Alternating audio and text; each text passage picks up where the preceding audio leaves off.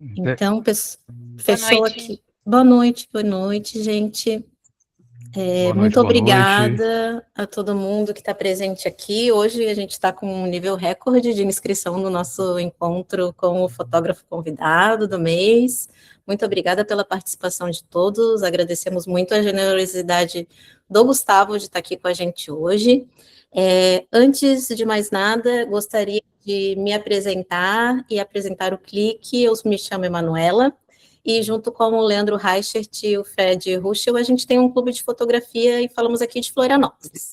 Todo mês a gente tem realizado um encontro com um fotógrafo convidado que vem aqui com a gente partilhar um pouco do seu trabalho, das suas experiências, tem sido muito produtivo e desde já fica o convite para vocês acompanharem a gente, que todo mês a gente traz alguém aqui interessante e faz essas trocas com os fotógrafos que a gente consegue trazer aqui para conversar com vocês. E, mais uma vez, a gente está fazendo esse encontro em parceria com o coletivo Rua Brasil. E aí eu queria convidar o Joel, se ele quiser falar um pouquinho do coletivo, para o pessoal apresentar, convidar o pessoal também a acompanhar o trabalho de vocês. Boa, maravilha, vamos lá. Bom, gente, mais uma vez é um prazer estar aqui com todos vocês, bastante rostos conhecidos. Para quem não conhece, o Coletivo Rua Brasil é uma plataforma que a gente busca dar visibilidade, criar espaço para a gente falar de fotografia de rua, em suas diversas configurações, né? A gente fala que a rua ela não é só um formato clássico, ela tem muitas configurações. E a gente busca dar visibilidade para isso. Já conheço o Gustavo, já tive a oportunidade de fazer o workshop com ele aqui em São Paulo, e só digo que eu saí com outro olhar após isso. Então, um recado que eu posso deixar aqui para vocês é aproveitem a oportunidade, perguntem, vocês vão sair com outro olhar também. Obrigada, Joel. Obrigada mais uma vez pela parceria. Eu sei que a maioria aqui, eu acho que já conhece o trabalho do Gustavo, mas talvez uma outra pessoa que ainda não tenha ouvido falar do nome dele, então, rapidamente, uma apresentação. Gustavo é mineiro, fotógrafo, graduado em jornalismo, e tem uma série de prêmios internacionais, nacionais, já um longo trabalho tanto na fotografia de rua como fotografia documental. E só para destacar que um dos prêmios que ele recebeu ano passado foi o Poi Latam, com o ensaio Festa do Império Calunga. Ele tirou o primeiro lugar nessa categoria Vida Cotidiana. Esse prêmio é um prêmio super importante para a fotografia da América Latina. Então, Gustavo levou o nome do Brasil aí nesse prêmio. Então, vou passar a palavra para ele, porque eu sei que ninguém quer me ouvir falar, né? Tá todo mundo aqui esperando o Gustavo. Mais uma vez, muito obrigada, Gustavo, pela tua generosidade. A palavra é sua. Só alertar que quem quiser fazer pergunta pode usar a ferramenta ali de levantar a mão. Gustavo disse que não há problema algum de vocês interromperem ele, então fiquem à vontade para perguntar, tá? Obrigada, Gustavo. Agora é contigo. Obrigado, Manuela. Obrigado, pessoal do Clique, os amigos aí do Rua Brasil também. É um prazer falar com todo mundo. Valeu pelo espaço aí. Sempre gosto de falar sobre fotografia. Fazia tempo que eu não fazia uma live dessas aí, que rolou muito durante a pandemia, né? Mas é bom a gente fazer também, conversar com gente que a gente não tem oportunidade, às vezes, de estar perto, né? A Manuela já me apresentou. Eu vou fazer uma apresentação aqui hoje que é um pouco diferente das que eu tenho feito. Como a gente fez muita live durante a pandemia, eu estava um pouco cansado de falar das mesmas fotos. Na hora que a Manuela me falou que não era uma entrevista, eu fui nos meus arquivos e busquei umas coisas meio, um pouquinho diferentes. Lógico que tem as principais, eu acabei trazendo também. Vou tentar não me alongar muito aí também, né, porque para a gente não ficar muito tarde. E é isso, quem quiser fazer alguma pergunta, eu vou estar apresentando, então eu vou estar vendo as minhas fotos. Eu não sei se eu vou ver a mãozinha levantada, mas qualquer coisa vocês podem abrir o microfone aí também e me chamar, enfim, eu acho muito mais legal quando é uma conversa em vez de só eu ou 11 ali. Satisfação, pai da fotógrafo também, gaúcho, tá lá em Londres, deve ser tarde lá. E é isso, gente, vou começar a mostrar um pouquinho aqui do meu trabalho, vou compartilhar a tela, eu vou contar um pouco da minha história, falar um pouco das séries mais importantes para mim. Estão conseguindo ver aí? Sim, né? Sim, tá tudo certo, pode ir. Beleza. Como a Manuela falou, eu sou formado em jornalismo, né? E minha grande paixão até nessa época de faculdade, eu estudei em Londrina, no Paraná, no começo dos anos 2000, era escrever, né? Assim, eu sempre tive a fotografia ali meio de lado, mas eu achava que eu queria ser escritor e tal. Mas até 2009, eu vou contar isso daqui a pouco, não levei muito a fotografia a sério, não. Mas eu sempre brinquei um pouco, né? Depois da faculdade, no Paraná, era proibido a gente fazer estágio, né? Porque as redações pegavam só estagiários. Então, a gente saía meio sem pai nem mãe da faculdade, e aí eu fui morar 1 ano e meio em Londres, trabalhando como garçom, nesses subempregos ali, para, enfim, até aquele ano sabático, ralei bastante ali, e nessa época eu já andava um pouco com câmera, eu tinha uma Lomo, essa foto, esse autorretrato aqui é meio uma dupla exposição, isso aqui na verdade foi antes de ir um pouco, quando eu morei também no Maranhão, depois da faculdade eu fui para lá com os amigos para abrir um bar, claro que não deu certo, e aqui, na hora que a Manuela falou, eu fui buscar um pouco das fotos mais antigas, né, no meu Flickr, que é /Gustavo Minas, tem tudo ali, todas as porcarias que eu fiz desde o começo, que eu comecei a fotografar, e eu acho que é legal manter as coisas ruins também ali, para as pessoas também terem uma noção de como a evolução, pelo menos no meu caso, foi super lenta, né, de como eu não brotei do nada ali, então, mas é engraçado que eu achei essas fotos lá no Flickr, que são da época que eu morava em Londres, 2004, 2005, que eu acho que já tinha uma semente aí meio de fotografia de rua, né, eu já me vejo me aproximando um pouco das pessoas, né, nos primeiros planos, e até me surpreendi um pouco com isso. Essa também é da época de Londres, né, e é muito engraçado notar também como já tinha um pouco, sei lá, uma semente do que eu viria a fazer depois, né, com reflexo, com transporte público, uma coisa meio poética ali, enfim, acho que deve ter sido das poucas fotos dessa época que salvaram ali, que eu ainda gosto, né.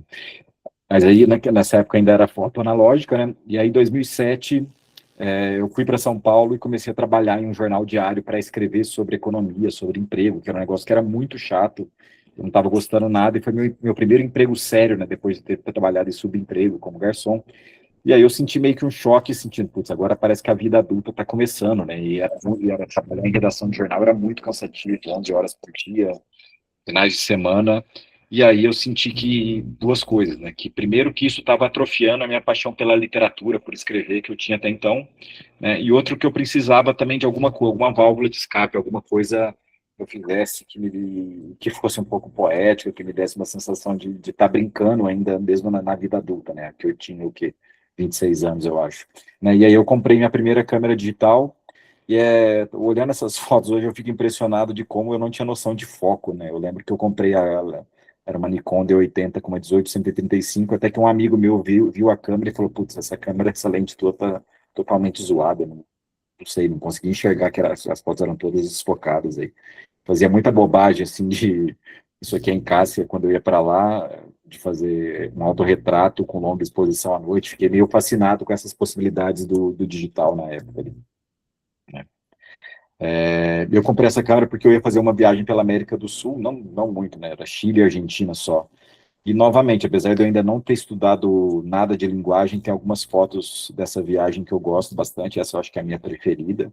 Acho que é uma foto que eu ficaria feliz de tirar ainda hoje, né? Acho que pelo clima que tem, pela paleta de cores, né? E essa aqui que eu acho que é uma foto, eu gosto dela, mas eu entendo também que era aquela foto que a gente costuma tirar quando a gente está começando a fotografar, né? Que a beleza do assunto se sobrepõe a alguma construção do fotógrafo, então, mas, enfim, é o que sobrou da viagem. E aí, finalmente, em 2009, né, isso é a grande virada de chave para mim, sempre falo isso, tenho que, enfim, posso deixar de falar, eu resolvi estudar um pouco mais de linguagem fotográfica, né? Eu sabia de técnica, sabia de um pouco de exposição ali, né, de mexer na câmera, mas eu resolvi estudar e, por acaso, dando um Google, eu descobri o Carlos Moreira, que é esse senhor aqui, que faleceu em 2021, eu acho. E vi que ele tinha um curso de linguagem fotográfica e falei, pô, legal. E aí foi uma grande revelação. Era nesse estúdio na Barra Funda, lá em São Paulo. Isso aqui era parte do pedacinho só da biblioteca dele, que se estendia mais para cá. E, basicamente, durante esse curso de um ano, eu conheci os clássicos de preto e branco da fotografia de rua e depois, no segundo semestre, os clássicos da cor, né? E não era um curso que falava né, chamava fotografia de rua o curso, né? Era um curso para sobre fotógrafos que usaram a fotografia como forma de expressão pessoal, né? Então, ele não ia para fotografia de moda, ele não ia para fotografia de reportagem, de documental, ele ia para fotógrafos que usaram a fotografia isso, né, para se expressar, alguns até meio semi-amadores, né? Essa era a grande parada do curso, e para mim foi super inspirador nesse sentido, né, de entender que eu já estava ali começando minha carreira no jornalismo, mas que eu não queria usar a fotografia como nesse sentido de ser um ganha-pão, né, de ter um fim prático ali para mim. Eu queria manter ela para manter esse senso de aventura na vida, de curtir mesmo. Em São Paulo era uma cidade meio nova para mim, então eu gostava muito de sair para fotografar e as pessoas todas correndo para o trabalho.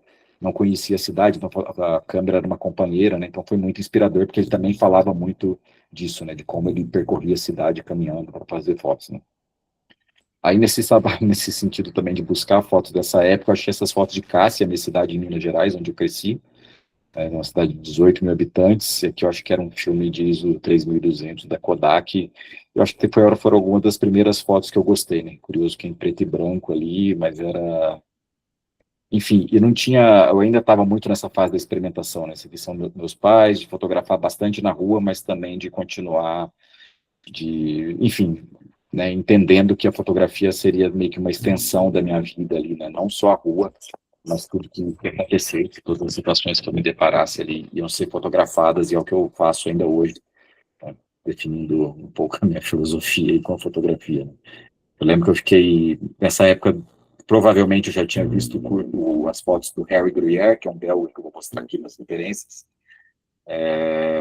E aí eu acho que eu fiquei muito obcecado com essa coisa da cor, da sombra, né, da luz mais meio baixo, que vai aparecer bastante no meu trabalho, né.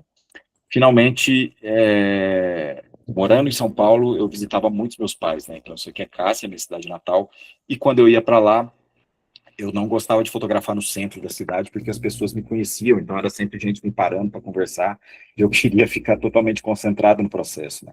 E com isso eu comecei a ir um pouco mais para a periferia, ali, um bairro que era meio fronteira com a zona rural, né? E foi surgindo essa série aos poucos, até que eu achei que tinha uma unidade no conjunto, e foi a primeira vez que eu parei ali, 2011, 12, para formatar o meu trabalho e colocar numa série, né? É engraçado reparar, né, como essas fotos são bem mais simples do que as que eu faço hoje, né, não tem complexidade, porque também eu acho que, primeiro porque eu estava começando também, então muitas vezes eu estou bem tímido do outro lado da rua, né, segundo porque eu acho que também a gente não deve tentar impor uma linguagem em todas as situações que a gente vai, né. Lógico, quando eu estou em situações muito caóticas, igual a rodoviária aqui em Brasília ou São Paulo, eu gosto de trabalhar com camadas, fazer foto com muitos elementos, porque é o jeito que eu estou sentindo a cidade grande, né? Mas quando eu estou numa cidade menor, como Cássia, que é mais pacata, eu acho que as fotos acabam também refletindo, né, o meu estado de espírito dentro dessa cidade, né? Não adianta eu tentar fazer reflexo, fazer coisa muito complicada ali, né? Era quase um minimalismo ali, né? E como vocês podem reparar, desde que eu vi o trabalho do Harry Gruyère, depois do Alex Webb, eu comecei a ficar bem obcecado com a questão da luz, né? A luz passou a ser muito importante no meu trabalho e ainda é a primeira coisa que eu vejo, né? Eu quase não fotografo em dia nublado, para mim tem que ter contraste, eu acho muito difícil fotografar em dias meio flat, assim, né? Eu acho que principalmente fazendo fotografia em cor, que é o que eu gosto de fazer, eu acho que os dias nublados né, são melhores para preto e branco. Então, desde o começo, eu comecei a fotografar em dias de sol, mas não o dia todo também, né? No comecinho da manhã ou no final da tarde, que é quando o sol está baixo, né, que dá essas cores mais douradas, e também as sombras se projetam de uma maneira super gráfica, né, eu acabei incorporando muito ali na composição, né? E aí, com o tempo, eu vou ficando um pouco mais confiante também, né? Eu acho de me aproximar mais das pessoas, de estar na mesma calçada, e com isso, naturalmente, as fotos vão ficando mais complexas, né? Apesar dela ser de 2011 e 12, eu acho que para mim também foi uma semente ali de algo que ia aparecer nas minhas fotos, que é ter um primeiro plano muito forte, né? Um plano do meio também, que tem uma pequena narrativa aqui, gente no fundo, né, e coisas que eu busco ainda hoje e que, para mim, é o que eu gosto de fazer bastante, assim. Começo a dividir mais o quadro também, né, a não focar num assunto principal, mas deixar mais espaço nas fotos para mais personagens ir entrando, né, começo a fotografar cenas de uma maneira mais direta, mas aí a hora que eu faço a primeira foto, eu fico procurando também estruturas na cidade para reenquadrar o que eu estou vendo, para tentar organizar, né, a vida na cidade ali, e nesse caso foi uma Kombi que estava estacionada numa calçada, e a hora que eu me posicionei atrás dela, eu vi que tinha 3 cenas, né, funcionando individualmente ali. Então, aqui uma foto que foi num dia de Natal também.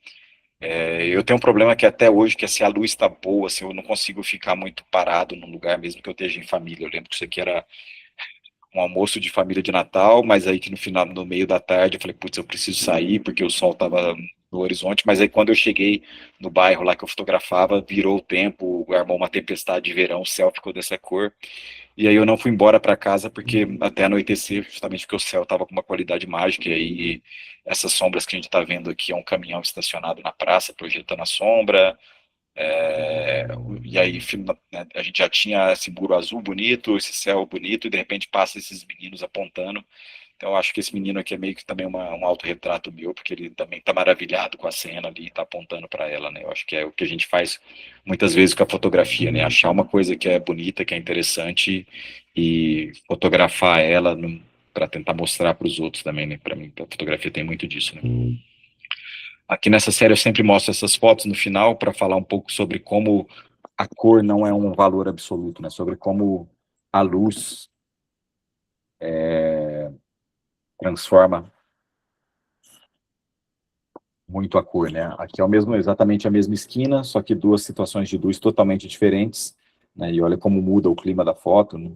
É uma esquina que eu acabo voltando sempre ali, porque por essa paleta de cores e também, sei lá, eu acho que mesmo que não seja a nossa intenção principal, a gente também está fazendo um documento ali sobre as cidades que a gente está fotografando, especialmente se a gente documenta a longo prazo, né? Essa primeira foto é 2011, aqui é 2013, aqui é 2017, aqui é 2021, e sempre acabo voltando ali para essa esquina, né?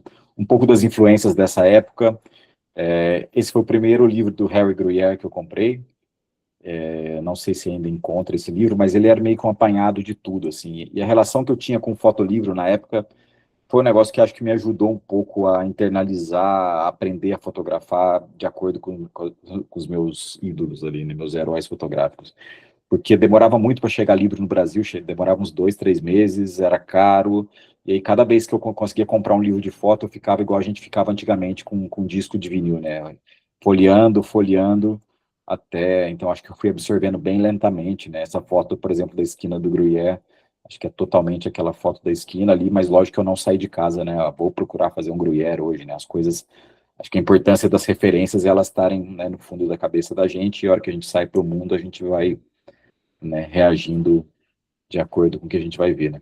E também, para mim, o Gruyère eu nem falei muito sobre ele, mas é um fotógrafo belga da agência Magnum, tá já nos seus 80 anos ali, tá fotografando, tá lançando livro ainda, mas para mim ele foi muito libertador no sentido de que quando eu estudei preto e branco, né, Bresson, Kertész, eram fotógrafos que dependiam, o Kertész menos, né, mas o Bresson era sempre aquele instante decisivo que tinha uma cena acontecendo ali, algum fato concreto, né.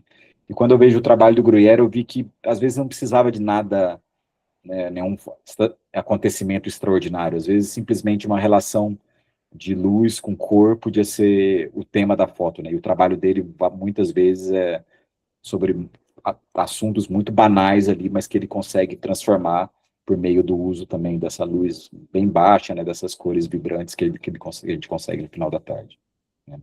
O Wim Wenders, que também eu gosto muito de fazer esse paralelo, né? Como essa esquina do Wim Wenders também é do Gruyère, também que eu acrescentei alguma coisa modestamente aí essa linhagem, mas eu lembro de ter visto uma exposição dele, que é um cineasta no MASP, de fotos, né, e para mim também enfim, achei interessante como ele fotografando no oeste americano também tinha um pouco a ver, talvez por conta da luz, com o interior de Minas Gerais ali, enfim, acho que é legal a gente ter, né, a Helen Levitt, que é uma fotógrafa americana, fotografou muito criança na rua, uma coisa que eu também fotografei muito nessa época em Cássia.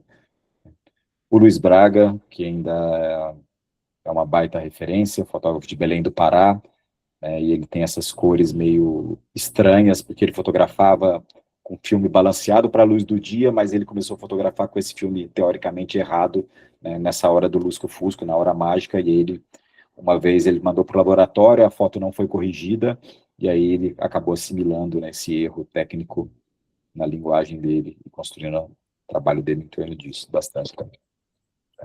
Aqui algumas fotos de São Paulo, né, onde eu morei de 2007 a 2014. Vocês podem ver que no começo eram umas fotos bem geométricas, ali meio por inspiração do Carlos Moreira, por inspiração também bastante do Bresson, né, um pouco por timidez também.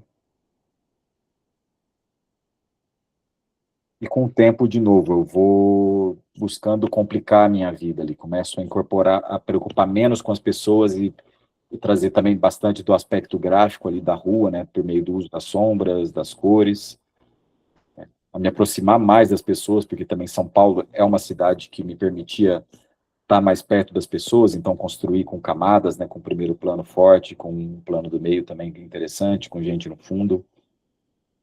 E aí é uma série, assim como a minha série de Cássia, é uma série que eu não terminei, assim, porque eu continuo voltando para São Paulo, vira e mexe eu vou para lá para dar workshop, ou para fazer algum trabalho freelancer, e aí é uma cidade que eu acho incrível de fotografar, então eu tenho esse problema também de encerrar as séries, né? Enquanto os lugares fazem parte da minha vida, vou seguindo fotografando.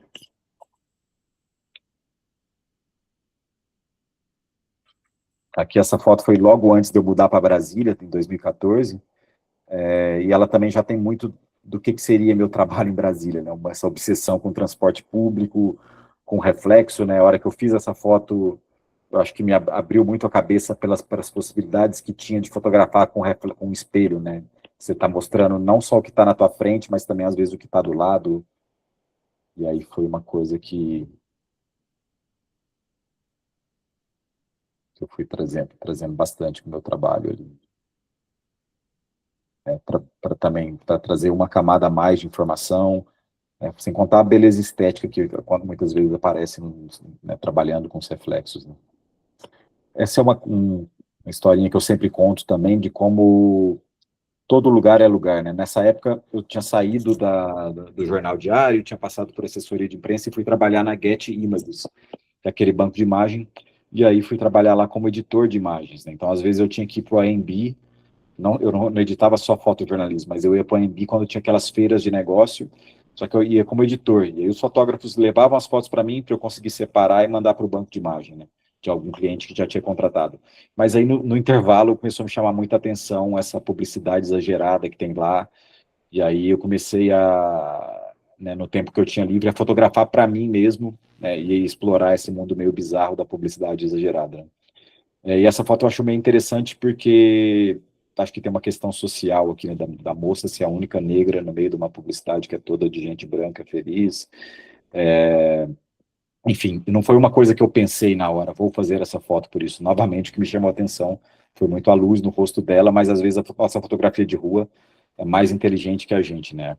A gente está fazendo um comentário social, mesmo quando a gente não tem, quando não é a nossa intenção principal aí na foto.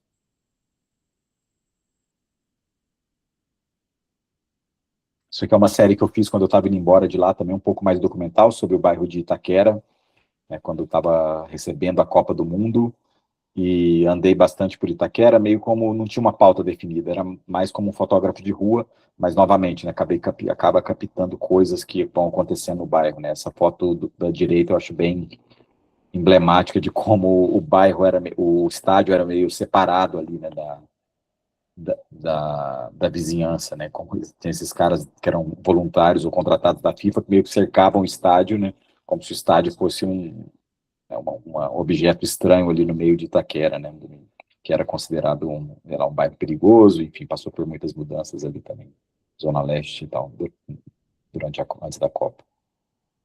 Antes de ir embora também de São Paulo, começam a fazer mais coisas à noite. Eu entrei para um coletivo que chamava Selva SP, né? Uma galera bem mais nova do que eu, que gostava muito de farra e tal, então a gente saía para beber e fotografar, né? Né, com o tempo comecei a ver também o potencial que tinha na noite, né, de usar, às vezes, luzes como se for a luz da noite como se fosse um pouco também a luz do dia, né, buscando contraste, buscando essa saturação, e lógico, né, também tem uma coisa que eu gosto muito da noite, é que eu acho que as emoções estão mais afloradas, né, tem mais drama geralmente acontecendo ali. Um pouco das influências dessa época. O próprio Carlos Moreira, né, tem esse rigor com a composição que eu acho lindo, né, o jeito, as fotos dele são muito aulas de como compor, de como organizar um quadro, né, tudo está no seu devido lugar.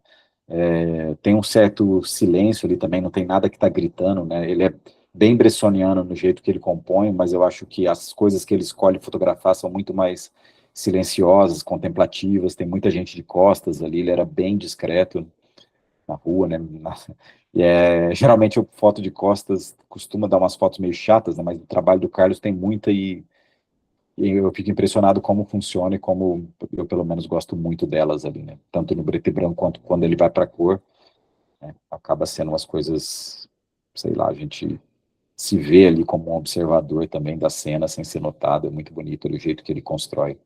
E também um jeito muito legal de construir na vertical que ele tinha também. O Alex Weber, que todo mundo que gosta de foto de rua já deve ter visto coisas dele, se não viram, vão atrás, porque é um cara também um trabalho super rico,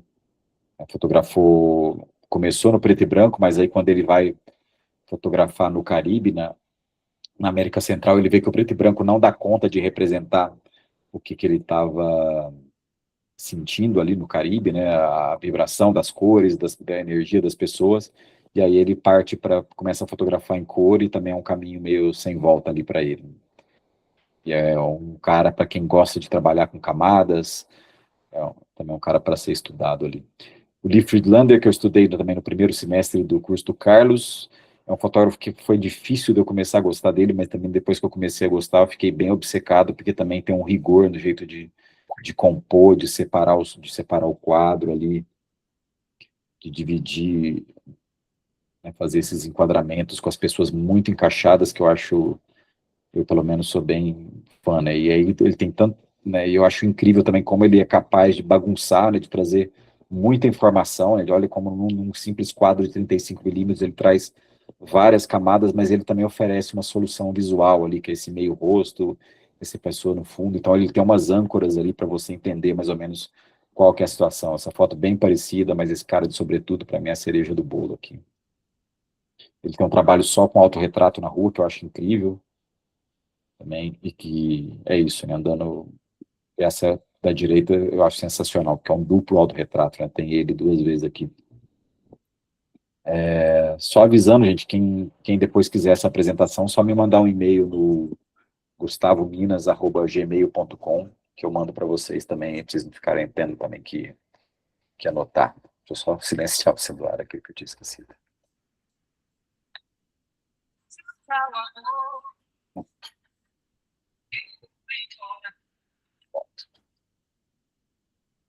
Esse autorretrato dele com a mulher dele eu acho incrível, né, porque sempre gosto de mostrar ele nos workshops, que é muito da genialidade dele, né? Não sei se está dando para ver direito aqui, mas é um autorretrato, né? Se não fosse a sombra dele sobre o corpo da mulher ia estar super exposto, né? A gente não ia ter informação, mas ele usa a própria sombra para balancear a exposição, né? Para revelar o corpo da mulher. Enfim, além do lado estético, dá para filosofar sobre essa comunhão dos dois, a Maria, ele tem um livro, tem um trabalho extenso sobre ela também, que é muito inspirador, enfim, que é a companheira de vida dele ali, e essa foto para mim é super simbólica nesse sentido. O Sérgio Larraín, que é um fotógrafo chileno também, procurem depois a carta do Sérgio Larraín para o sobrinho dele, quem não conhece, é super inspirador e é uma coisa para ler quando a gente está também em crise aí com a fotografia, que sempre rola, muito inspirador de composição.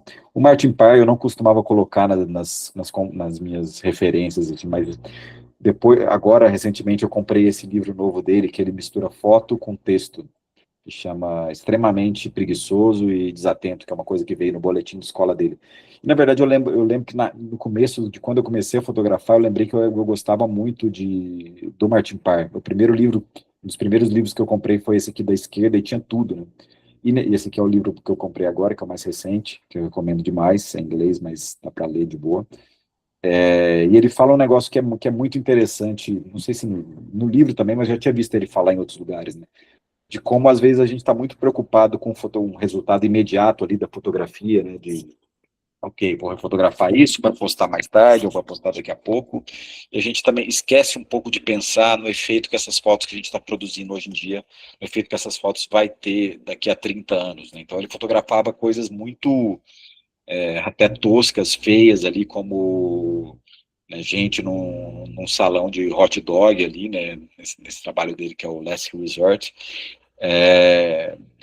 Não sei se já pensando, né, mas hoje ele reflete sobre isso, né, de como isso mudou totalmente, né, e muito do trabalho dele tem isso, né, essa cápsula do tempo, né, coisas que ele fotografou nos anos 80 que hoje a gente olha e acha um absurdo, ou acha lindo, ou acha estranho, né, e isso é um jeito interessante da gente olhar para a fotografia de rua, né, fazer fotos hoje pensando em como as coisas que a gente está fotografando hoje em dia vão aparecer daqui a pouco, daqui uns anos, né. Por exemplo, o orelhão, né, uma coisa que está desaparecendo, várias coisas, a sociedade está mudando muito rapidamente, né? Essa é uma série, eu acho que é a minha série mais pessoal, chama O Parto, e basicamente, como eu já falei um pouco antes ali, é um pouco a extensão da minha vida pessoal, né? Desde que eu comecei a namorar a Priscila, que hoje é minha mulher, eu fazia fotos do nosso dia a dia ali e tal, né? Então, quando ela ficou grávida, que era um apartamento que a gente morou em São Paulo, antes de vir para Brasília, então, quando ela ficou grávida, para mim foi natural fotografar todo esse processo, né? Foi uma gravidez, a gente pegou a gente meio de susto ali, a gente não tinha nem plano de saúde aqui em Brasília, então a gente foi no SUS, foi toda uma aventura, né? Que hoje eu sou muito grato de ter acontecido ali, mas foi meio natural para mim fotografar todo esse processo também, que era complicado ali, né? A gente tendo que amadurecer muito rapidamente, comprar carro, mudar de apartamento, enfim. Mas aí foi isso. Eu fui fotografando a gravidez toda, e aconteceu que ela resolveu ter um parto natural em casa, né? Só que o parto acabou durando 20 horas e, né, tinha uma doula, tinha uma médica, tinha toda uma preparação, lógico, né? Ela não foi louca de fazer isso do nada, estudou bastante, mas durou muito, né? Então eu fiz almoço, fui na padaria, mas estava. E nesses momentos, nesses intervalos, eu acabei fotografando, pensando na gente ter uma memória disso, né? E por muito tempo eu fiquei nessa dúvida de. Por muito tempo, não, por uns meses eu fiquei nessa dúvida de publicar ou não essas fotos, até que finalmente eu fiz uma série no meu site, deixei lá, e aí um fotógrafo japonês, que é o Shin Noguchi, gostou muito e republicou, né?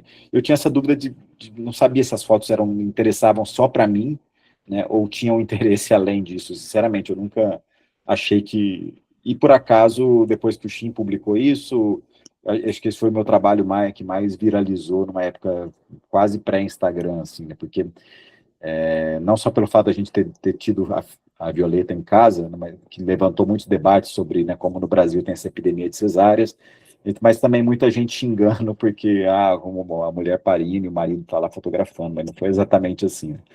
E começou a viralizar de um jeito fora de controle. O BuzzFeed publicou, saiu no Daily Mail, saiu num jornal na Nigéria, saiu em vários países, as pessoas se apropriando das fotos e publicando. A gente perdeu totalmente o controle ali, né? No final das contas, uma revista alemã foi a única que pagou pela publicação das fotos, tal, foi coisa impressa. E, novamente, né, é uma série para a vida inteira que eu continuo fazendo, né, que também, enquanto eu for vivo, eu acho que não vou conseguir dar fim nessa série. Eu acho que vai ter alguns recortes, né, talvez eu faça uma publicação algum dia, alguma coisa nesse sentido, mas eu não consigo parar. Lógico que está cada vez mais difícil. Minha filha está ficando adolescente hoje, já tem 10 anos e meio aí, está cada dia mais complicado fotografá-la, mas vamos seguindo, né?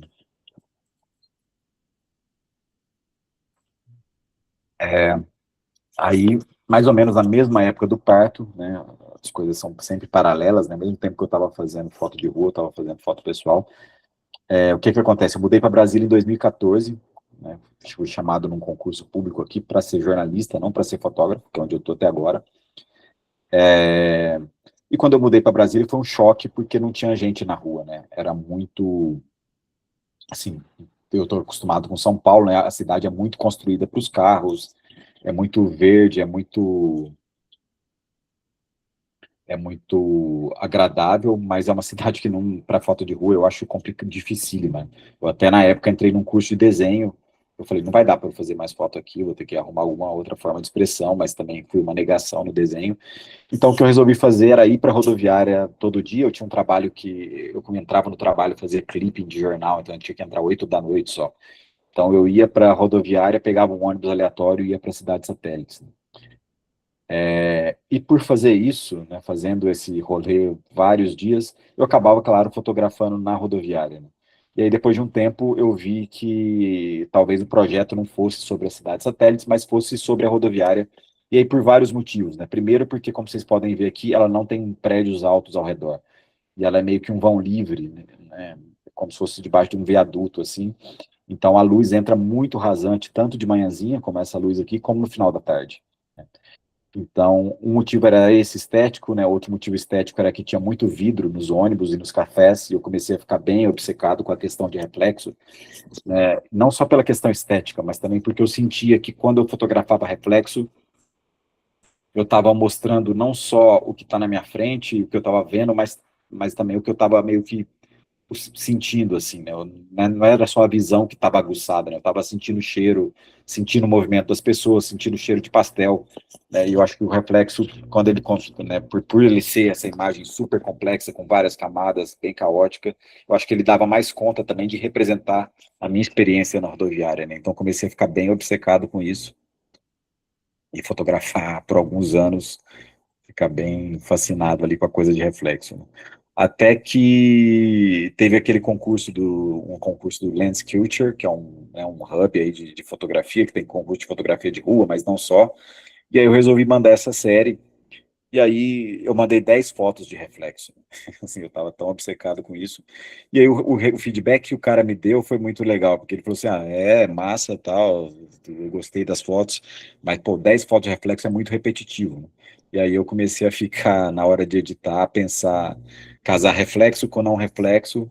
E aí no ano seguinte teve o Poilatam, que foi o primeiro Poilatam que eu ganhei, que também era uma categoria que chamava O Futuro das Cidades. E aí eu inscrevi o projeto da rodoviária, e acabei ganhando esse prêmio, que também foi muito importante para mim, abriu muita porta, apesar do Poilatam não dar, não ter prêmio em dinheiro, né, porque são muitas categorias, mas ele é bem considerado, e esse trabalho circulou e por fim chegou no editor na Áustria, que foi quando eu publiquei meu primeiro livro. Eu vou falar já já disso aqui, né? Como vocês podem ver, na rodoviária me proporcionava muito trabalhar com esse tipo de luz que é muito pontual, né? Isso me ajudava a organizar também esse caos que tem lá, né? Muita gente descendo a escada, aquele monte de gente, mas eu me posicionava sempre a favor da luz, né? Escolhendo os meus personagens, não pelos personagens mais interessantes, né? Que nesse caso, casa de ser os mais interessantes, né? Mas em vez de eu ficar procurando o personagem, a luz me diz até hoje, né? Onde eu devo parar para fotografar, né? Então eu sou bem da pesca, assim, né? De buscar onde a luz tá me levando e ficar por lá, né? Que tem uma historinha que eu conto também, que acho que essa foto tem uma influência do Carlos Moreira, no sentido que ele falava que a fotografia de rua, né, ou fotografia em geral, era sempre uma ficção, né, que não tinha verdade na fotografia. Era sempre uma interpretação nossa, né, uma mescla entre o fotógrafo, então, a vida interior do fotógrafo, os sentimentos e tal, usando o exterior para chegar no meio do caminho ali, né, nem só o interior do fotógrafo, nem o exterior, né, mas as duas coisas juntas. Né? E essa foto, eu acho que tem muito dessa ficção que ele falava, porque logicamente, logicamente não, mas os pais desse menino estavam aqui no quadro, né, para a direita, e aí na hora que eu resolvo fazer esse enquadramento sem os pais, eu acabo sugerindo uma história que o menino está perdido ali na multidão, pelo menos para mim essa é a história que aparece aqui, né, ajudado também por essa luz que está muito bonita, pontual sobre ele. Né? Muito isso, né, de novo, a luz bem recortada. Esse é um tipo de situação que, se eu vejo, eu vou fazer um monte de foto aleatória de gente passando nessa luz, mas na hora de editar o trabalho, eu vou procurar um personagem que me tocou de alguma maneira, e nesse caso, para mim, claramente, era essa senhora, porque ela, sei lá, é um tipo de personagem que eu via muito na rodoviária, né? Gente voltando cansada do trabalho, no final da tarde, aquele calor, aquela luz, aquele sol escaldante da seca, que, enfim. De novo, usando coisas do dia a dia para tentar fazer uma ficção, né? Isso aqui parece uma coisa mágica, mas é só um vendedor de churrasquinho que tinha por ali e que resolveu jogar água ali na brasa e deu essa esfumacê. E também, outro projeto que, até pelas limitações de Brasília, é um projeto que eu continuo fazendo, continuo voltando lá. Um pouco das influências, Georg Pinkassov é um fotógrafo da Magnum também, russo, Eu fiz um workshop com ele em 2016, mas mesmo antes disso eu já estava bem fissurado no trabalho dele. Gosto muito de como ele erra às vezes, né? O primeiro plano está desfocado e a foto... Boris Savelev é um ucraniano, também acho lindo, porque também não tem uma preocupação tão clara com a história, com a narrativa. Mas sim, é muito sobre a beleza da luz e tal. Eu fico falando isso que o Gruyère foi libertador, por não se importar tanto com a narrativa, mas eu acho que meu background também de jornalista, eu acabo me preocupando um pouco, assim, sabe? Lógico que várias fotos que eu faço são só exercícios estéticos, mas eu acho que quando eu vou escolher para um livro ou para uma exposição, eu acabo buscando sempre as fotos que são uma boa mistura ali né, de uma estética bem resolvida com algum conteúdo, ou então uma sugestão de um conteúdo, né, uma coisa, um personagem que não necessariamente está fazendo alguma coisa, mas que invoca algum sentimento na gente.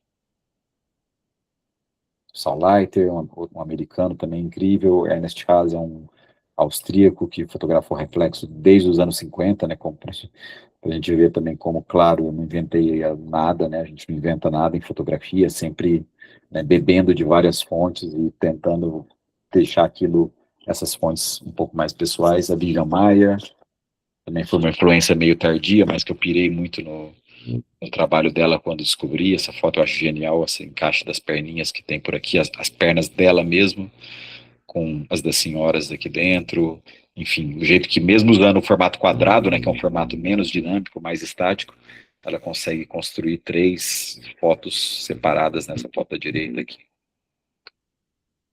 Gênia também total.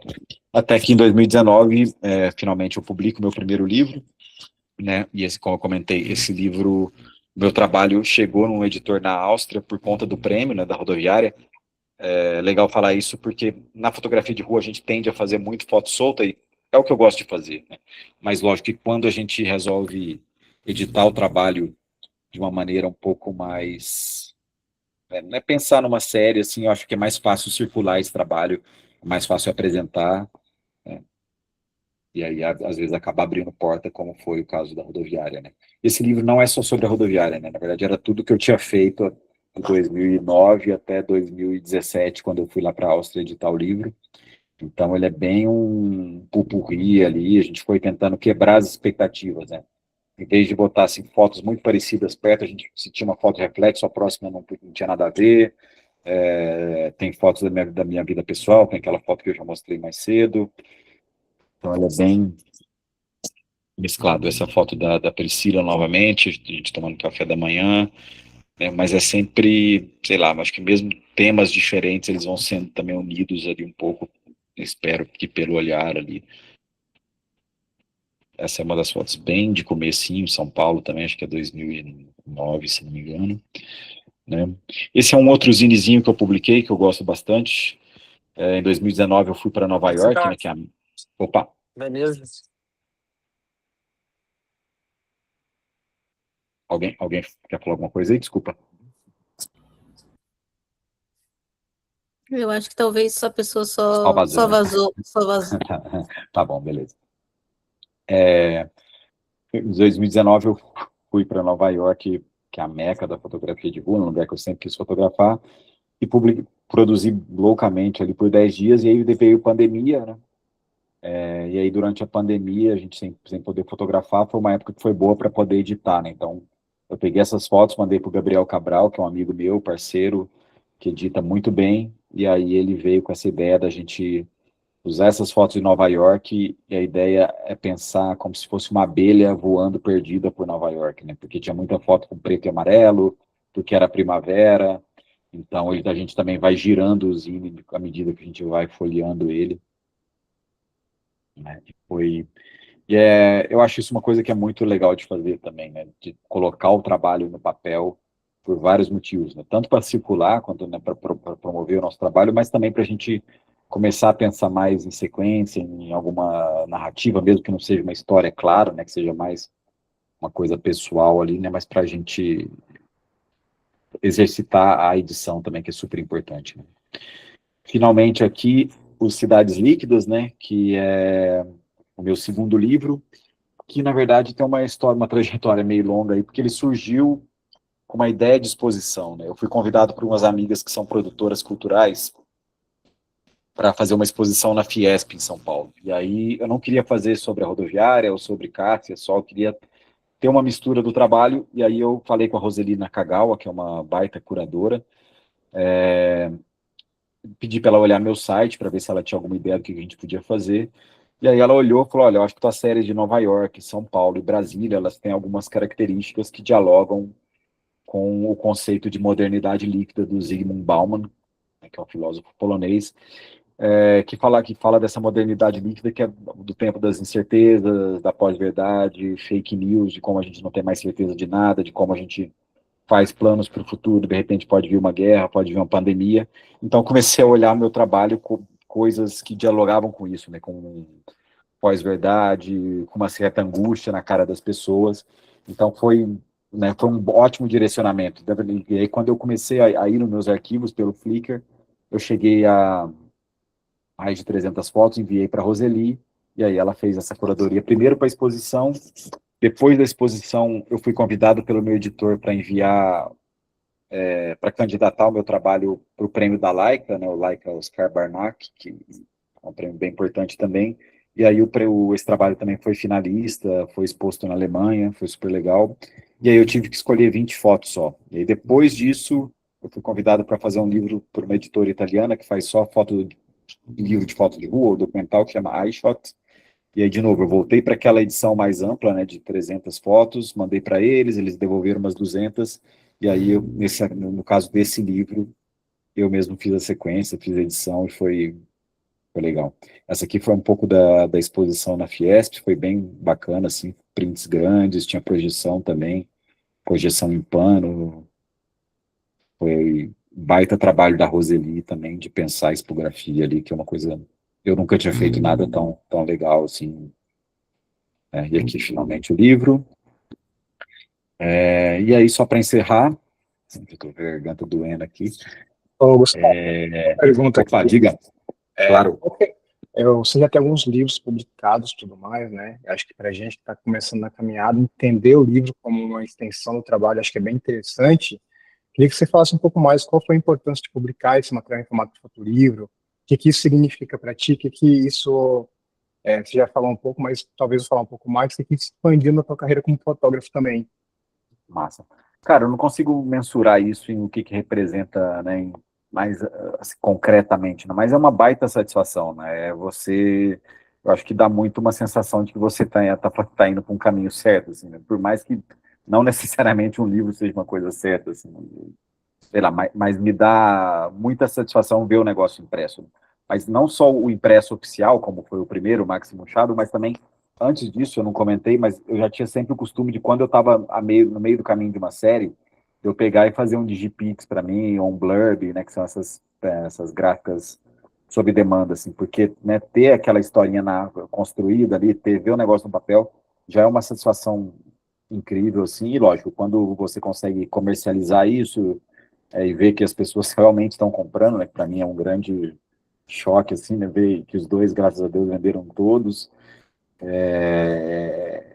dá um pouco, sem querer ser muito egocêntrico, grandiloquente, mas dá um pouco uma sensação que o trabalho vai ficar, né, que você vai morrer e que alguém daqui a 50, 100 anos vai poder ver a materialidade do trabalho, vai poder descobrir você daqui a vários anos. Então, dá uma tranquilidade, assim, sabe, depois de estar fazendo isso por 15 anos, de 10 anos, quando eu lancei o primeiro, e que, né, tá saindo desse mundo virtual que é ótimo, mas é tão chato também, tão líquido, né, como diria o Bauman, né, tá saindo desse campo virtual e chegando a coisas um pouco mais concretas, né, parar em bibliotecas, às vezes. Então, é isso, acho que é principalmente a satisfação, né? Retorno financeiro é pouco, né, muitas vezes a gente até paga, enfim, não é um negócio barato de fazer, mas, por sorte, os editores, no meu caso, bancaram ali e tal. É isso, velho, mas principalmente, eu acho que a satisfação. Recomendo novamente, né? Mesmo quem ainda não está no estágio de achar uma impressora, né, de conseguir uma editora, né, que faça por conta aí, porque vale muito a pena. Finalmente, esse é o último projeto que eu trouxe, que é um projeto Ele é documental, mas também não é muito, assim, porque o que acontece? Eu tenho um colega no meu trabalho no EBC, que ele é de origem calunga, né? Então, ele sempre levou grupos de fotógrafos para ir para visitar o Quilombo, né, aqui na Chapada, aqui em Goiás. E aí eu fiquei amigo dele, ele falou, vamos levar um grupo de fotógrafos para ir lá. E aí as primeiras viagens foram um pouco mais documentais, de ir para casa das pessoas, conversar bastante. E aí nessa segunda viagem já com fotógrafos, já era a minha terceira ou quarta para lá, a gente decidiu fotografar essa festa do Império Calunga, que é uma festa que acontece há mais de 200 anos lá. E tem uma história que é super interessante, né? A festa acontece num povoado fantasma, assim, o povoado só existe durante a festividade. Por quê? Porque, né, os Calunga eram, né, ex-escravizados, então eles fugiam das fazendas, né, dos capitães do mato e tal, e aí eles não se estabeleciam juntos, né? Cada família construiu uma casa longe uma da outra. Por quê? Porque se uma família fosse apreendida, tinha tempo de alguém sair correndo e avisar a próxima família, né? Então não fazia sentido para eles viver junto, né? Para eles viverem juntos, né? Então, o que eles faziam? Uma vez por ano, eles faziam essa festa, que é nesse povoado fantasma, para reunir todo mundo, para fazer casamento arranjado, para fazer batizado, para ver os parentes, né? E é uma festa é um lugar que se manteve até hoje desse jeito, né? Um povoado que tem uns casebres de pau a pique. Hoje a galera vai acampada, né? Para na beira de um rio ali, mas ainda mantém essa tradição, né, de em agosto, a festa chama Nossa Senhora da Abadia, também tem essa mistura, né, de império com um pouco de catolicismo, né? Mas as pessoas se reunirem uma vez por ano e esse negócio, né, da cerimônia ainda se mantém, né? De ter muito batizado, baile, enfim, celebrações ali, e aí durante uma semana eles ficam lá comemorando, é um negócio bem intenso, mas é incrível de fotografar, e aí eu tive o privilégio de ir com o Everson, e aí fiz essas fotos. Esse ano a gente vai de novo em setembro, né? Tem dois lugares principais dentro do Quilombo ali, um é o Vão do Moleque, e outro é o Vão do Engenho. Essas fotos são do Engenho, e nesse ano a gente vai para o Vão do Moleque fotografar a mesma festa, mas um pouco mais acima ali na Chapada, né? As inscrições, aliás, se alguém interessar, estão abertas. A gente vai com um grupo pequeno, mas tá rolando aí também. Acho que vão ser 5 dias de viagem, e aí não só a gente fotografa lá a festa, mas aí também faz as cachoeiras, conhece a Chapada, é bem legal. Então. E aí, por que eu falo que ela é meio documental, né? Porque, lógico, né, eu acabei também, na hora da celebração, fazendo um pouco da festa principal, mas eu fiz muito também coisas que mais espontâneas, mais de rua. Isso aqui, por exemplo, era uma foto seguinte aí. Tem um pouco do baile, mas tem esses momentos meio paralelos ali. E tem isso aqui que foi quando soltaram um balão e aí teve um princípio de incêndio no meio da festa, tá, mas apagaram, não deu nada. Enfim, é sempre, mesmo quando eu vou com um lugar que tem uma pauta definida, acho que o meu olhar ainda vai mais para a fotografia de rua, no sentido de eu não ficar buscando, né, o principal ali, o fato mais importante da festa, mas ficar comendo pelas beiradas, né, que eu acho mais, às vezes, mais legal, essa festa ainda não tem muitos fotógrafos, devia ter o quê? Uns 8 fotógrafos, mas geralmente quando a gente vai, sei lá, na festa de Iemanjá, tá todo mundo, né, fazendo ali as celebrações, e quando eu fui para Iemanjá também em 2020, workshop em Salvador, eu fiz também exatamente isso, né, em vez de ir para a celebração principal, eu acabo indo para a galera que estava trabalhando, montando as barracas, vindo por ali no Chão Vermelho. Esse é meio que meu jeito de trabalhar sempre ali. E é isso aí, galera. Já estamos avançando no tempo. Imagina, Gustavo. Nossa, maravilhoso. Ouviríamos você falar aí por mais uma hora tranquilamente, mas eu vi que algumas pessoas levantaram a mão aqui, então... Beleza, vamos lá. Maria Teixeira está a primeira da fila. Aqui, Maria, fica à vontade. Oi, eu queria saber um pouquinho sobre o direito de imagem, por exemplo, do Império Calunga, como é que foi, porque tem bastante gente em primeiro plano. A primeira, sempre é a pergunta que não quer calar. Como é uma festa que está em lugar público e as fotos não foram comercializadas, é a mesma filosofia. Eu não sou advogado, não estou falando para você fotografar que não vai ter problema, mas as fotos não estão sendo vendidas comercialmente, né? Então é basicamente isso, não existe presunção de privacidade ou de direito de imagem, né, em locais que são públicos. A mesma coisa Não, mas mesmo assim, se você comercializar, você não pode fazer uso publicitário, uso comercial no sentido de vender um produto. Mas se um livro, se é um fim artístico, se é uma exposição, aí, pelo menos, eu não sei de ninguém que tenha problema, enfim. Né, tem toda Os outros que você editou, etc., que tinham pessoas em primeiro plano, você nunca teve problema com isso? Não. E Ok. nem sei de algum fotógrafo que tenha tido também, desde que o Ok. fim seja artístico. Ok.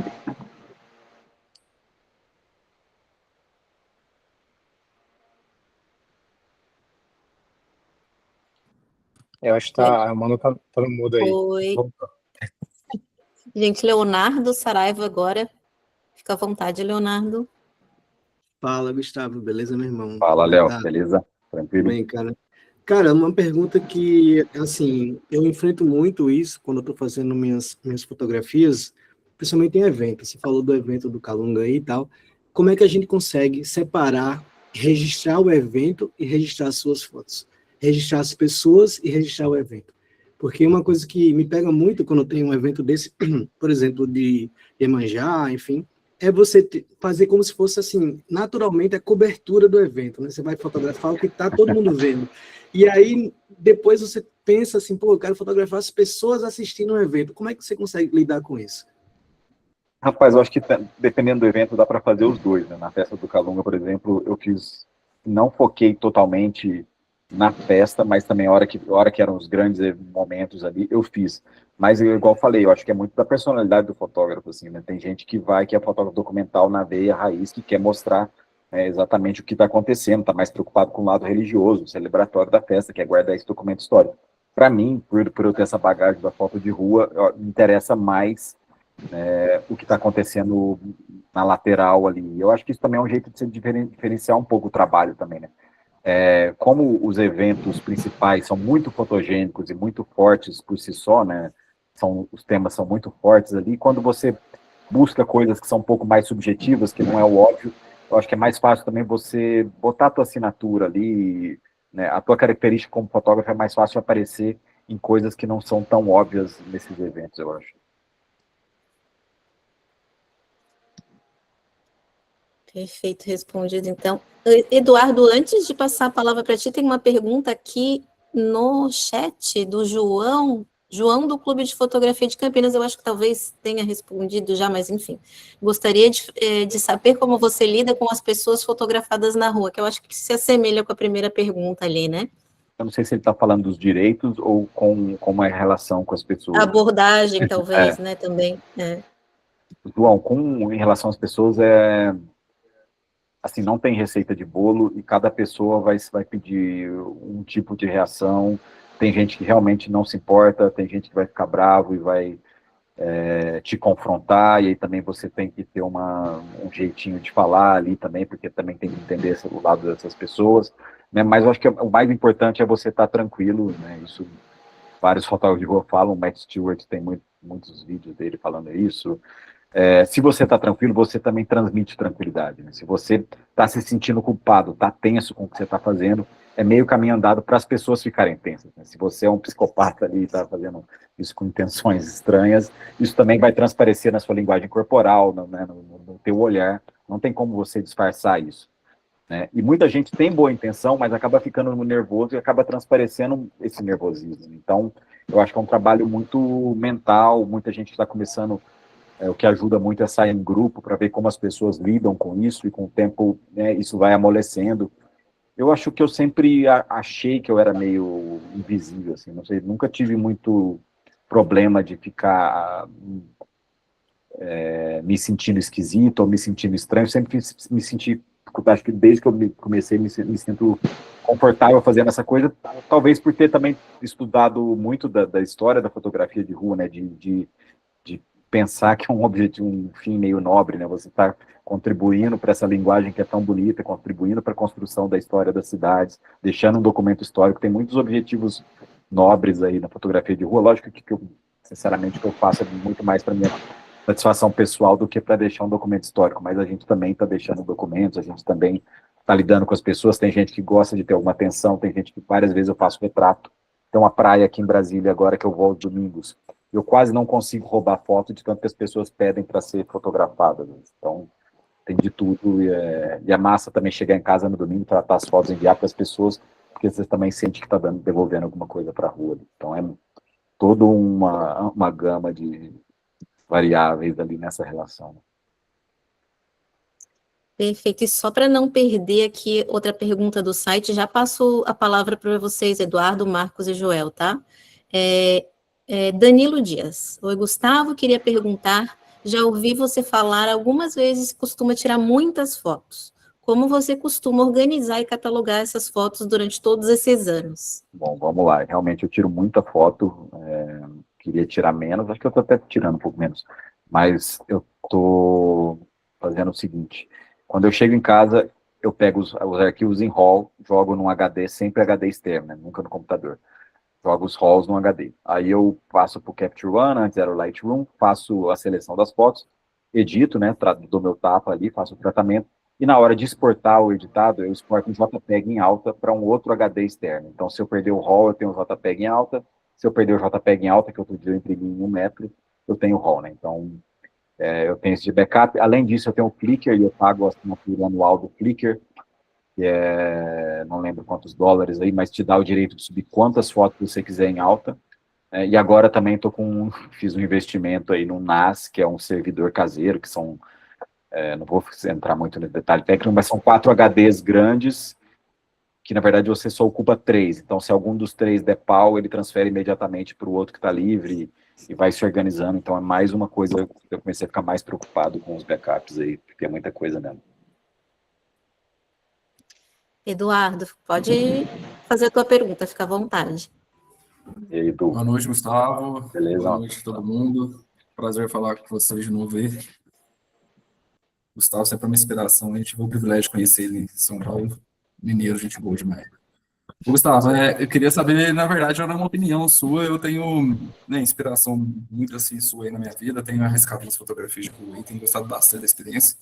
Acho que me encontrei um pouco nesse caminho. É mais uma orientação mesmo, assim, sabe? A gente vê milhões de imagens aí todo dia, no Instagram, passeando, tal, papai, e eu tenho notado uma certa dificuldade, assim, de dar uma peneirada, assim, né, no que é um trabalho bom, dentro desse conceito de fotografia de rua, o que é meio banalzão e tal. Às vezes eu mesmo olho o meu trabalho, tem coisas que eu considero boa, mas eu acho que eu não consigo me comunicar direito com o que eu estou querendo passar. A grande maioria das pessoas talvez não entende a minha linguagem, que talvez, muito provavelmente, seja uma falha de comunicação minha. Coisas que eu gosto e que às vezes, né, assim, não muito esperando a opinião da pessoa, tem que estar satisfeito com o meu trabalho, eu entendo um pouco essa lógica, mas a gente também, como comunicador, né, eu acho que a gente quer transpassar um pouco do que a gente sente, né, do que a gente viu naquela cena, essa sessão, aquela coisa toda. Queria ver um pouco de você, assim, né, como que você enxerga esse material de imagens, o que você usa como peneira, o que você se ancora aí, como que você entende como você tem essa base sólida, né, de comunicar o seu trabalho de maneira tão constante, assim. Cara, eu acho que o que eu uso não sei, eu acho que é gosto pessoal, e eu acho que são as referências, né, as coisas que eu aprendi durante o curso do Carlos, que meio que, né, e aí você vai tendo mestres na vida que vão te falar, isso é bom. E comigo foi muito os clássicos, então eu acho que eu tenho um gosto mais voltado para o clássico, o que não quer dizer que o mais contemporâneo, mais moderninho, não seja bom, né? A linguagem vai se transformando, a sociedade vai se transformando, então também a gente não precisa ficar com essa cabeça fechada o tempo inteiro, né? Eu não sei se tem a ver, do que você me perguntou, a questão das redes sociais, né? Que é um fenômeno um pouco abstrato ali. Lógico que tem trabalhos incríveis sendo valorizados e com mérito ali, né, de estar sendo valorizado, mas também tem muita coisa ruim ganhando aplauso, ganhando, né, centenas de milhares de likes e que não se sustentam, mas que são gráficas, né, que o algoritmo escolheu porque é fácil de ver na tela pequena, né, então é super perigoso isso, né, de novo, tem muita coisa boa sendo reconhecida no Instagram também, mas também tem muita porcaria, sempre a gente... tem uma frase que eu ouvi uma vez que é muito boa, que é as críticas não me abalam e os elogios não me iludem, né? Tudo saber tomar com um grão de sal ali, entender qual que é o contexto, como que você está apresentando, entender também que muitas vezes é só questão de tempo, né? Que sei lá, né, que o Instagram não está entregando o trabalho de muita gente boa, então, que daqui a pouco essa rede nem vai existir mais, então também o foco não pode ser totalmente pensar só nesse imediatismo, né? E, de novo, a publicação impressa, né, os workshops, o contato com pessoas reais ali, imprimir as nossas fotos para nós mesmos, ter as nossas fotos penduradas em casa, na casa de amigos, né? As coisas que são da vida real são mais reais. Basicamente, eu acho que é isso, né? E também o lance eu acho que, né, de tentar sair um pouco desse universo. Lógico que é difícil fora de rede social, eu dependo disso para workshop, para não sei o quê. Gostaria de depender menos, né? Mas eu acho que ter contato com livro, com exposição, especialmente fotolivro, é um negócio que é tranquilo, é calmante, velho. Eu tô com um aluno mexicano de mentoria que me fala isso, né? Assim, ele também estava bem obcecado com essa parada de Instagram, e eu recomendei uns livros para ele. Ele falou, nossa, eu pego um livro, eu sento no sofá, eu fico folheando devagar, eu demoro 1 minuto em cada foto, né? Se proporcionar também essa experiência mais orgânica com a fotografia, é um negócio que também te pode ajudar a virar a chave, né? Não sei se eu respondi, ele é assunto para 1 hora de papo aí. Valeu, respondeu sim, já deu uma luz aqui. Foi um prazer. Valeu. Valeu, Marcos Lima, agora o próximo da fila é o Marcos Lima. Marcos, o teu microfone não está habilitado. Foi mal, todo mundo aí, lesei aqui. Perfeito. Gustavo, bom demais, sempre bom te ouvir falar aí, cara.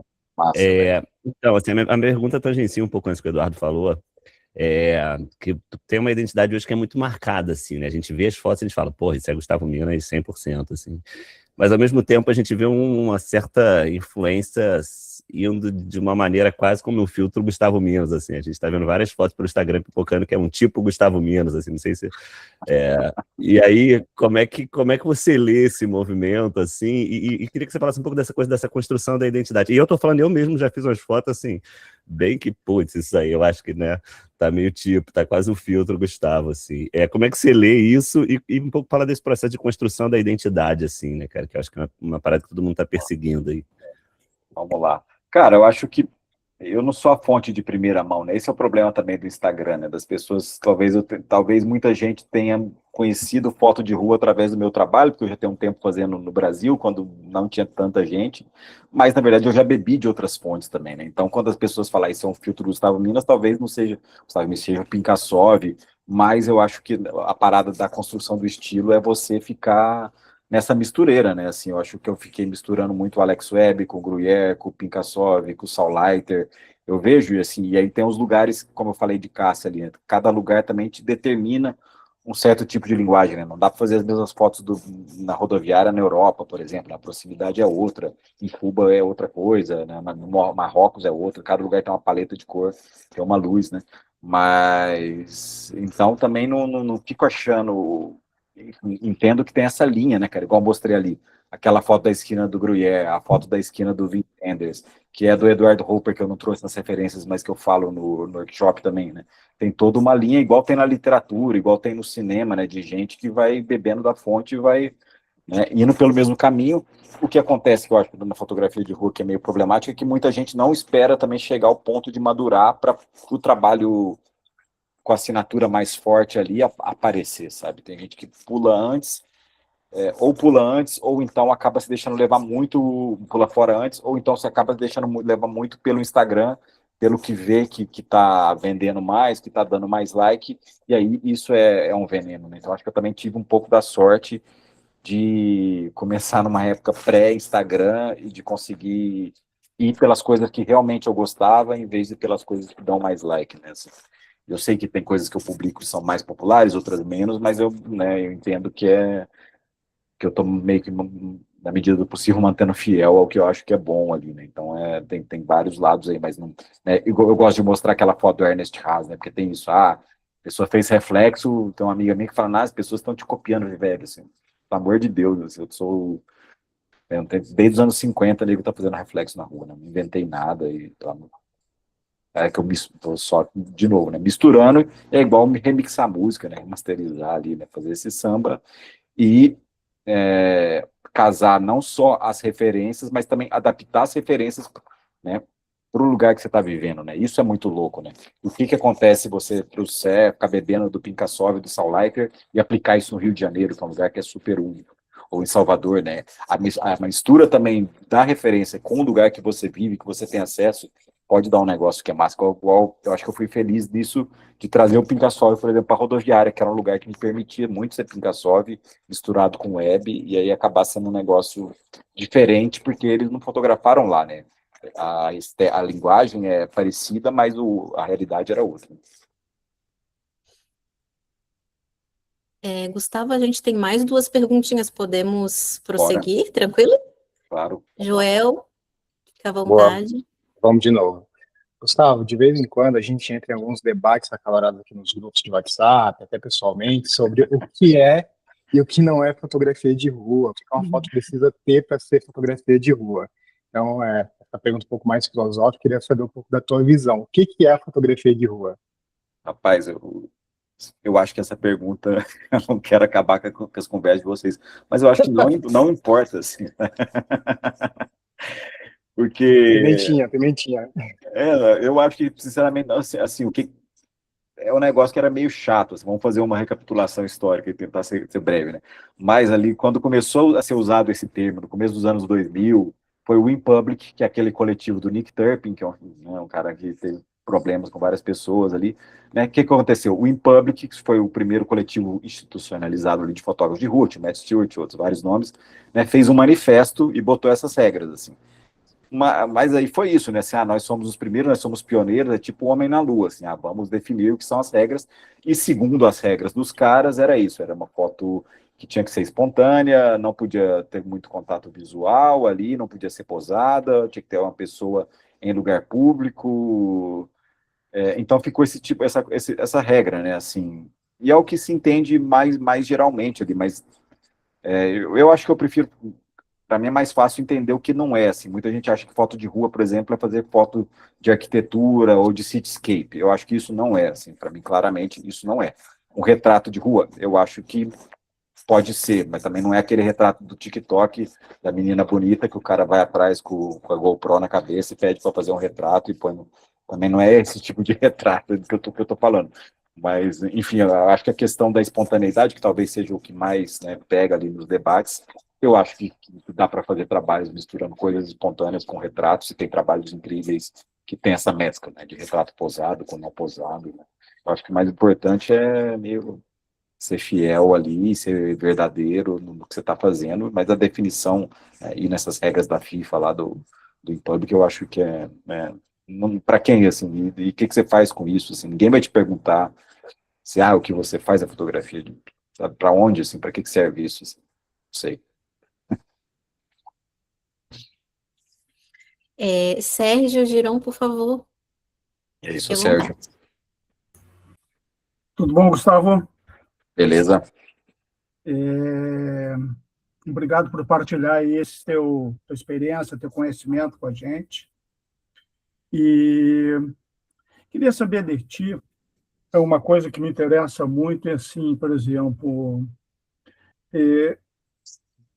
vou sair para fotografar hoje, pego a minha câmera e vou escolher um lugar para ir, por exemplo, tu fotografa rua, cidade, né? Então vou escolher um local, vou fazer esse tipo de foto, ou simplesmente, tipo assim, não vou flanar na cidade, vou ver o que acontece, né? E vou ficar num canto ali, que nem que você falou, que escolhe um ponto onde tem uma luz legal e fica ali esperando acontecer, né? E passar as coisas. E essa questão de se tornar invisível para poder não afetar a reação dos transeuntes, das pessoas ali, e também não ser agressivo, né? Então, eu queria que tu contasse um pouco desse teu modelo de trabalhar e também, assim, a câmera e a lente que tu costuma usar para fazer esses trabalhos aí. Eu vi que tu usava, acho que muito uma 35, né? É isso aí, Gustavo. Uma 40, principalmente. Valeu, seu Sérgio. Sérgio, eu acho que, assim, eu falei que eu me invisível, mas eu tô bem totalmente consciente que eu não sou exatamente invisível, né? Mas eu acho que tem coisas para você fazer que podem te ajudar, por exemplo. Alguém te chamou a atenção e vai estar tá a 200 metros de você e você sabe que você vai cruzar com a pessoa, né? Se você está andando com a câmera bem no peito, assim, é lógico que a pessoa, isso vai chamar a atenção da pessoa, ela vai passar meio que olhando estranho. Então, às vezes, né, ter esse instinto de dar uma disfarçada, né, na hora de cruzar com a pessoa, né? Ou então, a mesma coisa, se você entendeu que aquele é o lugar onde vai acontecer a tua foto, você também não ficar gastando foto antes de ser o momento correto. Isso eu falo para mim mesmo, assim, porque eu passo errado várias vezes, assim, né, nessa ansiedade de pegar qualquer coisa que vai passar naquele ponto. Né? Dar aquela respirada funda também, entender que, ok, eu tenho a luz, eu tenho um cenário, mas eu vou esperar até, né, tentar dar aquele senso de antecipação até que a coisa realmente aconteça para levantar a câmera e fazer a foto. Né? Também não ficar... isso é batata, né? Você parar num lugar, ficar com a câmera no olho esperando as pessoas passarem, às vezes vai funcionar, vai ser uma foto previsível. Mas muita gente que vai acontecer é desviar, ou então passar olhando estranho, né? É muito... Eu tenho fotos que eu fiz desse modelo, mas né, essa bandeira que a gente dá, muitas vezes acaba atrapalhando muito ali, né? Então, ter esse instinto de... E outra coisa que também que acontece, né, ainda nesse lance, esses dias eu fui, no ano passado, eu fui numa palestra do Alex Webb, que ele falou um negócio que eu achei genial, que ele falou assim, toda vez que a gente tira uma foto, a gente está fazendo uma pergunta, que é, eu posso te fotografar? Porque, não sei se já passou com vocês, mas assim, às vezes você vê uma cena aqui e você está mais ousado e você começa, 1, 2, e vai chegando, e às vezes as pessoas ficam meio paradas ali, não estão totalmente incomodadas, né? Isso é uma coisa que te chamou a atenção, você vai seguindo, vê até onde também, né, vai nesse cabo de força, vê até quando que a pessoa vai reagir ou não, até quando você está sendo chato também, né? Isso é importante saber, né?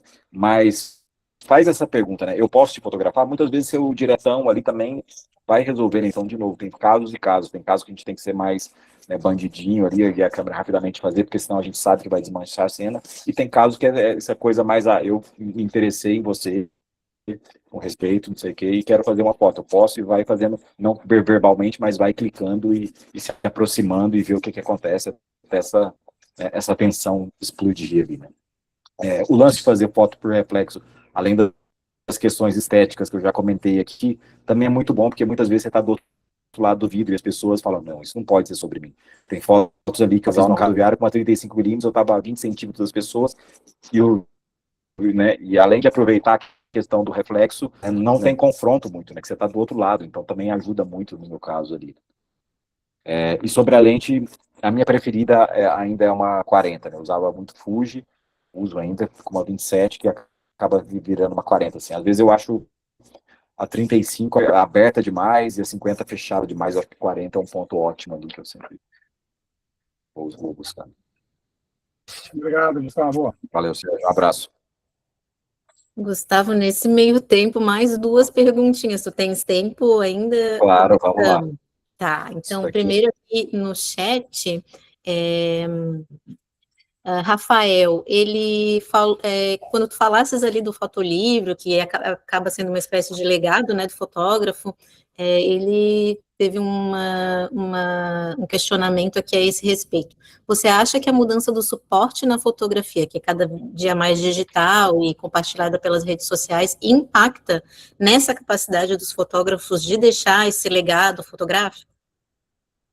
Eu acho que impacta, né? Tem muita gente, por exemplo, fazendo livro em PDF, que é legal ter também, né? Porque também dá essa possibilidade de editar ali. Mas é lógico, né? Assim, o digital acaba...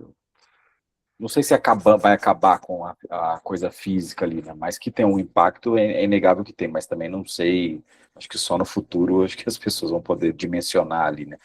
Mas é isso, né, gente? Assim, viver no mundo digital, a gente tem acesso a tudo, a todas as coisas, a inteligência artificial, a tudo que a gente quiser hoje em dia, mas nem tudo presta, né? Assim, é bom a gente ser seletivo com as tecnologias, com o que oferecem, usar quando precisa, mas também saber desligar, né? E, de novo, assim, não sou nenhum santo em relação à tecnologia, sou muito consumidor e gostaria de ser menos, né? Mas é uma coisa para a gente ficar martelando para a gente menos, né? Cada vez mais, né? Para a gente mesmo cada vez mais, assim, né, a experiência analógica ali, com o livro, com a foto impressa, né, não tem comparação. Perfeito. E, Eduardo, querias fazer mais uma colocação, é isso? Bom, eu quero sim. Desculpa assistindo a pergunta aqui. Tá de boa, Mas, mas Gustavo, é só uma curiosidade também que me surgiu. Eu vejo muito que a gente produz fotografia e tal, né? E eu acho que muito do reconhecimento do trabalho que a gente vem está muito voltado para o grupo de fotógrafos mesmo, né? É, como que você vê essa questão, assim, expandir para a massa, vamos assim dizer, né? Usando um termo mais geral, assim, né? Como que a fotografia ela pode atravessar, né? Esse nosso grupo de fotógrafos, né? Assim, é lógico que quem gosta de fotografia acaba, eventualmente, enveredando pelo mundo de comprar uma câmera e arriscar a sua linguagem, né? Mas eu vejo também desse papel nosso da fotografia de ser uma coisa mais digerível também, para expandir um pouco esse conceito da arte, artística e tudo mais. Eu não sei se isso é um pouco...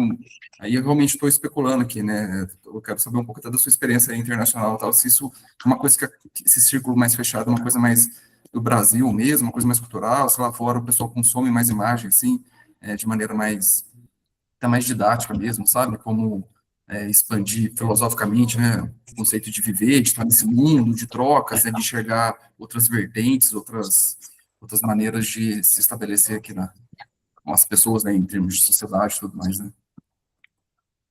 Questões complexas, mata, né? Cara, eu acho que sim, assim, a gente fica muitas vezes, né? Quantas pessoas aqui que estão no chat aqui hoje, que, sei lá, 99% deve ser fotógrafo, se tiver um não fotógrafo aqui, é difícil, né? Muito difícil furar a bolha, né?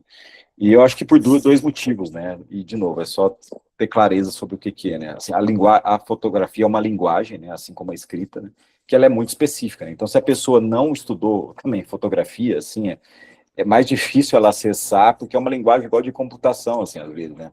E principalmente a fotografia de rua, né? Ninguém entende exatamente por que a gente acha interessante um cara de vermelho passando na frente do muro amarelo quando a luz está bonita, assim, né? É um negócio que toca a gente porque, sei lá, porque a gente tem também esse nervo à flor da pele, uma certa sensibilidade para a beleza do dia a dia, que muitas vezes as pessoas não foram expostas também, porque não tem formação visual desde a escola, né? Porque não tem acesso a artes visuais, então acho que isso é um problema bem também bastante do Brasil, né? Assim, uma minoria tem acesso às artes visuais, e acho que sim, eu acho que fora do Brasil isso acaba...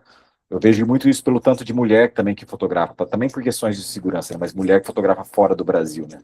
Mas eu acho que é mais amplamente difundido por isso, né? Porque as pessoas também tiveram acesso ao museu, tiveram acesso à formação visual, então estão mais familiarizados com essa linguagem que é muito específica da fotografia, né? Que você precisa, muitas vezes a gente fala com a gente mesmo, e, por exemplo, o trabalho do Lee Friedlander que eu citei, o trabalho do Eggleston, tem esse termo na fotografia, né? Fotógrafos para fotógrafos, né? São fotógrafos que fazem um negócio que são tão sobre o que é isso, assim, que, né, que é isso, é uma fotografia que às vezes é sobre a fotografia, né? Que é meio uma coisa, né, que vai se consumindo nesse mundinho. Enfim, filosofando aqui também, porque também é uma pergunta meio sem resposta, estou de acordo com você, mas é interessante pensar o que fura a bolha, o que furou a bolha, por exemplo, Sebastião Salgado, e porque o tema também é muito forte, né? Não só porque era um gênio, porque tinha imagens super fortes, mas também porque, né, tinha todo o trabalho da mulher dele, que também promovia muito bem aquilo, mas consegue furar a bolha também porque o assunto é super forte, é super impactante, né? Então, e a fotografia de rua nem sempre está preocupada com assuntos grandiloquentes, né? Então, quando também você tem uma fotografia documental, que um assunto é interessante por si só, que está trazendo... Por que eu acho que o meu trabalho que mais furou a bolha foi o do parto? Porque é um tema universal, né? Não é, né, assim, eu acho que para mim é o mais importante, claro, né, minha vida pessoal, mas disparado é o trabalho que mais pessoas viram no mundo inteiro, porque é isso, né? Assim, todo mundo nasce, então, né? Eu acho que é meio simples assim, né? Também dá para ficar num ping-pong eterno sobre isso. Mas eu acho que é isso, né? É uma linguagem específica né, e nem sempre está falando com temas que são muito claros. E outra coisa também que eu acho, porque que fotografia de rua é para fotógrafo de rua, porque só o fotógrafo de rua também entende o prazer que é fazer fotos de rua, assim. A mulher nunca pegaria uma câmera, muitas pessoas não estariam a pegar uma câmera, não sabem o que é pegar uma câmera e sair para passear pela rua com a cabeça vazia e ir fotografando, né? Não sabe o tanto que isso é gostoso, o tanto que é recompensador você voltar com uma foto, ou não voltar com uma foto, mas, né, todo esse processo da caminhada, do espairecer, né, da filosofia da fotografia de rua também, só quem faz sabe, né? Então, é isso. Por isso que a gente se fecha muito. na bolha. Gente, mais alguém? Opa, podemos, saiu mais uma pergunta do Gustavo. Vai lá. Vamos lá. Wagner, qual foi a imagem que você acabou perdendo e nunca mais conseguiu refazer? Nossa, eu sempre tenho, eu tenho essas fotos, assim, acontece vira e mexe, mas eu nunca anoto. Mas acontece muito outro dia mesmo, mas eu não lembro, não vou lembrar agora, Wagner, desculpa, mas assim, mas tem bastante, eu preciso começar a anotar para ver se eu consigo refazer outros dias. Assim. Mas rola demais, né? Para todo mundo. Gente, mais alguém gostaria de fazer alguma colocação? Senão a gente vai encerrar e liberar o Gustavo. Acho que Sou Sérgio, tá todo falando mundo... tchau. Voltou. Então, gente, mais uma vez, Tchau, Gustavo, Gustavo. Tchau a todos. Valeu, gente. Foi um prazerão. muito obrigada, viu? Foi incrível esse bate-papo e também agradecer a todo mundo aqui, né? O pessoal ficou até o final aqui na conversa. Obrigada pela participação, pela confiança, por terem vindo aqui. E amanhã a gente envia a gravação para quem eventualmente chegou aí pela metade. Fiquem tranquilos que a gente envia a gravação para vocês, tá? Gustavo, obrigada. Boa noite a todos. Boa noite, gente. Obrigadão pelo espaço, pelo papo. Prazer mesmo falar com todo mundo. E valeu pelas perguntas também que sempre fazem a gente refletir ali, para a gente ficar a noite inteira. Hein? Valeu, gente. Abração. Valeu, boa gente. Boa noite, obrigado. Obrigada. Até mais. É.